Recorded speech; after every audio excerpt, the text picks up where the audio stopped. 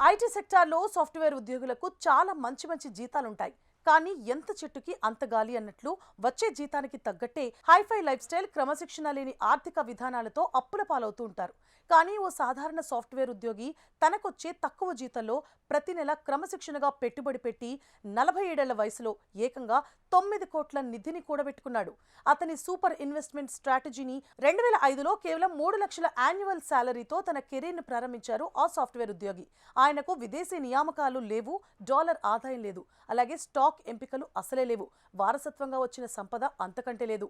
Equity పెట్టుబడులపై ఆయన తొలి స్థిరమైన దృష్టి ఆయనను ప్రత్యేకంగా నిలిపింది. కాలక్రమేణా ఆయన ఆర్థిక వృద్ధికి స్వచ్ఛమైన సమ్మేళనం, మార్కెట్లో పెట్టుబడి పెట్టడం కారణమని ఆయన పేర్కొన్నారు. తొలినాళ్లలో పెద్దగా సంపాదించకపోయినా అతను తన పోర్ట్ఫోలియోను స్థిరంగా పెంచుకున్నాడు. పోర్ట్ఫోలియో అంటే ఒక వ్యక్తి తన ఆర్థిక స్థిరత్వం కోసం లేదా ఆర్థికంగా ఒక స్థిరమైన నికరమైన భవిష్యత్తు ఆర్థిక లాభాల కోసం స్టాక్లు, బాండ్లు లేదా రియల్ ఎస్టేట్ లాంటి వాటిల్లో పెట్టుబడులు పెట్టడం అన్నమాట.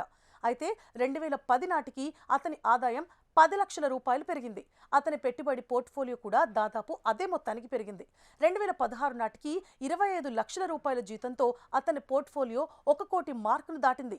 2020లో ఏటా 35 లక్షలు సంపాదిస్తోన్న అతని పెట్టుబడులు కూడా రెట్టింపయ్యి 2 కోట్లకు చేరుకున్నాయి. నేడు సంవత్సరానికి 65 లక్షల జీతంతో అతని నికర విలువ 9 కోట్ల రూపాయలు. అతని పోర్ట్ఫోలియో ప్రధానంగా భారతీయ స్టాక్లు, ఈక్విటీలలో 8 కోట్లు, మ్యూచువల్ ఫండ్లలో 1 కోటి, దానితో పాటు ఒక సొంత ఫ్లాట్ కూడా ఉన్నాయి. అతను ఎప్పుడూ ఈఎస్ఓపీలు, వారసత్వం, విదేశీ ఆదాయాలు లేదా తన ఇంటిని దాటి రియల్ ఎస్టేట్ వైపు ఆధారపడలేదు. 5 సభ్యుల కుటుంబాన్ని పోషించే ఒంటరి సంపాదకుడిగా అతను నిరాడంబరంగా జీవించాడు. స్థిర డిపాజిట్లలో పెట్టుబడి పెట్టలేదు. ఇప్పుడు అతని స్ట్రాటజీ ఆన్లైన్లో చాలా మందిని ఆకట్టుకుంటోంది.